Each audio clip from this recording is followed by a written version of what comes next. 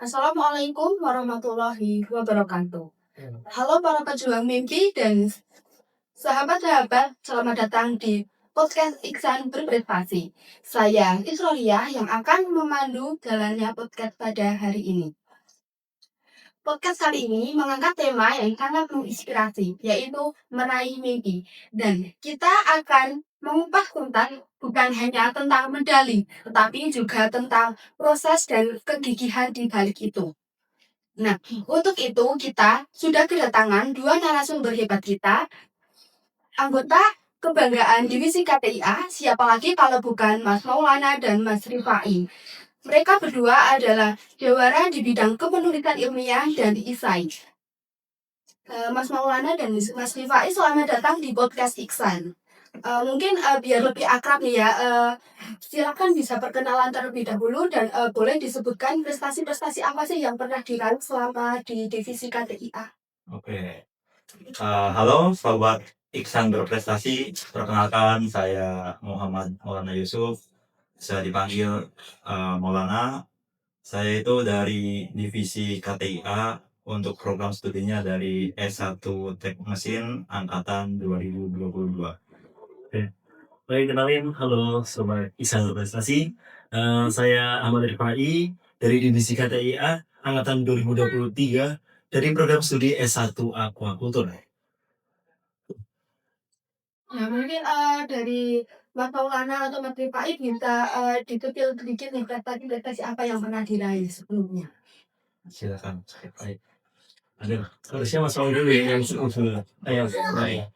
Jadi untuk pengalaman terakhir saya itu saya pernah menjuarai lomba Euforia Innovation di tingkat nasional, itu mendapatkan juara 3 yang diselenggarakan oleh HMMFT Untidar. Lalu saya juga pernah mengikuti perlombaan di tingkat internasional, khususnya di tingkat BRICS, negara BRICS. Lalu dan yang terakhir ini, saya merupakan finalis cabang KTIQ MTQMN di Universitas Lambung Mangkurat.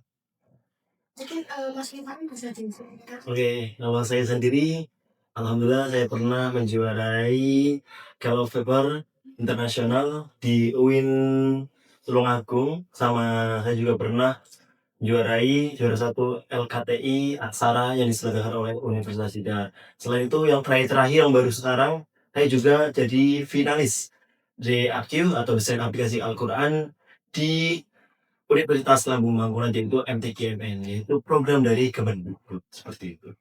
Luar biasa ya teman-teman. Langsung saja mungkin kita gali lebih dalam lagi ya, mungkin dari pertanyaan yang paling mendasar. Nah, bagaimana sih awal mula kalian itu mengikuti perlombaan hingga sukses sampai sekarang? Oke, mulai dari aku kali ya. Dari aku, jadi awal mula mengikuti perlombaan itu sejak masuk divisi KTIQ, di mana di divisi ini kita itu diajarkan mengenai dasar-dasar karya tulis, lalu ada permainan. Nah, di situ saya kalah, Mbak. Di situ saya kalah dan diwajibkan untuk mengikuti perlombaan, baik itu karya tulis esai ataupun LKTI. Situlah saya membangun karya tulis itu pertama kali saya. Oh ya, dari tantangan ya gitu. Betul. Terus kalau Mas Rifai, Oke, kalau saya sendiri, yang pertama pasti saya itu memulai KTI itu berawal dari apa ya? Kalau saya itu berawal dari penasaran sendiri, karena saya itu nggak punya dasar kepenulisan. Awalnya itu saya nggak punya dasar kepenulisan, tapi ketika join UKM Iksan dan khususnya divisi KTIA, saya mulai belajar bahwa oh ternyata kepenulisan itu sangat penting. Di sini penulisan sangat penting, jadi saya pengen belajar. Lah, tiba-tiba terus ada cutting, misalnya Mas Maulana pernah mengajak, dan kebetulan waktu itu Mas Maulana juga jadi mentor saya. Nah, terus waktu itu ada Mbak Ijal dan divisi-divisi KTA seperti fusionarisnya yang selalu mendorong anggotanya untuk selalu gimana sih progres kalian tuh gimana. Jadi biar selalu memfollow up kita terus gitu. Nah, alhamdulillahnya saya pernah diajak sesekali event di Lombok, itu acara tim diksi, dan dari itu walaupun belum rezekinya, tapi ternyata jadi salah satu hal yang buat ketagihan untuk terus ikut lomba KTI dan ESA seperti itu. Iya, berarti, intinya kita itu harus berani mencoba gitu ya, Kak? Betul sekali. Nah, untuk, berani mencoba itu kan, perlu ada dorongan gitu ya. Nah, kira-kira siapa sih yang menginspirasi kalian untuk, terus mengikuti lomba-lomba gitu? Kalau dari saya itu ada satu kakak tingkat di divisi KTIA, yaitu Mbak Mel Ekawati. Jadi dia itu merupakan senior dari kita ya, Iya, betul. dan dia itu salah satu sepuh yang paling tinggi menurut saya pribadi. Dia sering mengikuti perlombaan dan memenangkan. Dari situ saya mulai kayak, tuh, apakah aku juga bisa jadi kayak beliau? Dan di situ saya juga termotivasi bahwa saya ingin seperti beliau dan mengikuti jejak beliau juga. Kalau Mas Rifa? Nah, kalau saya sendiri itu pastinya, yang pertama pasti dari diri sendiri, karena kalau tidak ada niatan dari diri sendiri, kedepannya pasti jalannya susah kan. Nah, tapi ketika gabung dari KTIA, jadi saya itu ada senior-senior seperti Mbak Ija, Mbak Nida, itulah yang, apa ya, yang membuat saya memulai gitu. Jadi walaupun saya awalnya itu paling takut sama presentasi, paling takut gagal, tapi, dari beliau itu mengajarkan bahwa yang penting coba dulu. Masalah gagal itu santai aja, yang penting coba dan buat jadi pengalaman. Dan ternyata benar, ketika dicoba terus ketagihan, dan alhamdulillah sampai sekarang itu bisa konsisten, bisa membuahkan hasil, dan bisa menciptakan, apa ya, pencapaian tersendiri gitu. Oh ya. Jadi, ini ya, inspirasi itu memang datang dari siapa saja ya, dari Betul. mana saja itu bisa datang ya. Nah, kita langsung ke eksekusinya itu kan, nah untuk menjadi juara itu kan perlu yang namanya latihan, latihan, dan latihan gitu ya. Nah mungkin dari, kalian itu, apakah ada pola latihan khusus? Mungkin, kayak, hari di mana itu untuk latihan atau, dari KCS sendiri mungkin ada, teknik khusus buat latihannya itu? Kalau saya pribadi itu ada. Jadi untuk latihan ataupun mengikuti perlombaan itu, saya harus membagi jadwal dulu. Misalkan jadwal perkuliahan di satu minggu, itu kita lihat di hari Senin sampai Jumat ada mata kuliah apa saja yang kita harus ikuti. Lalu kita lihat jadwal yang kosong. Nah, jadwal kosong ini kita bisa membaca-baca dan mengikuti perlombaan ataupun sekedar melihat ada informasi lomba apa saja yang bisa kita ikuti.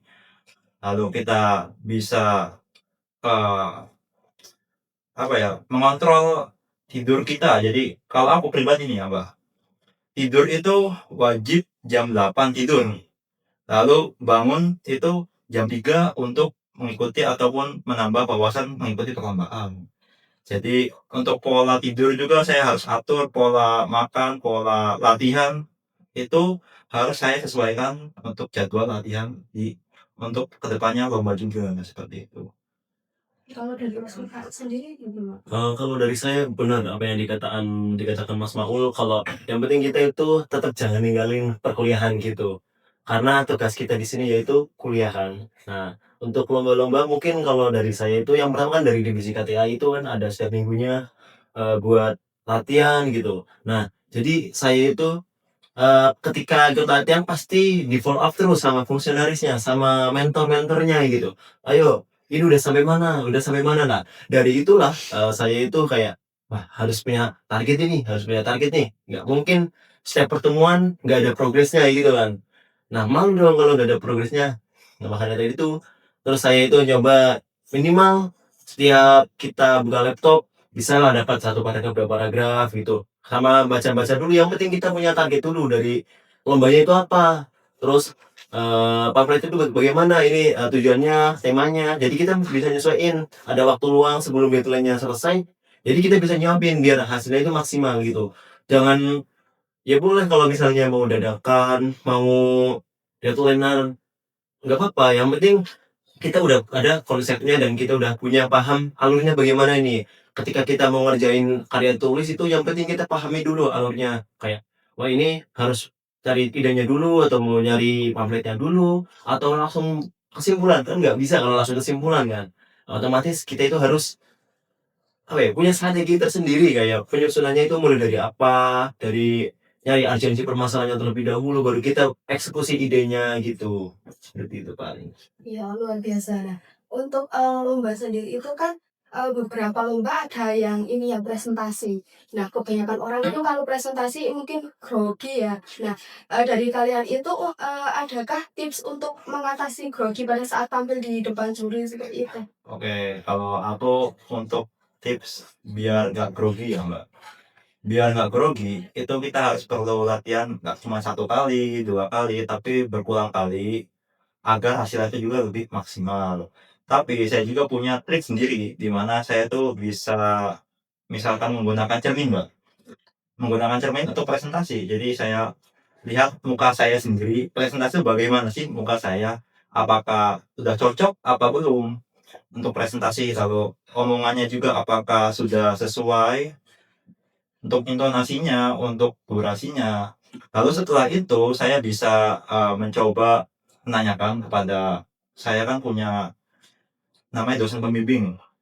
Untuk di lomba itu ada dosen pembimbing, saya bisa minta bantuan mereka untuk membimbing saya apakah presentasi saya itu apakah sudah sesuai, apakah sudah cocok untuk dilombakan. Karena beliau juga kan pasti pernah presentasi yang lebih luar biasa dibandingkan saya, seperti itu.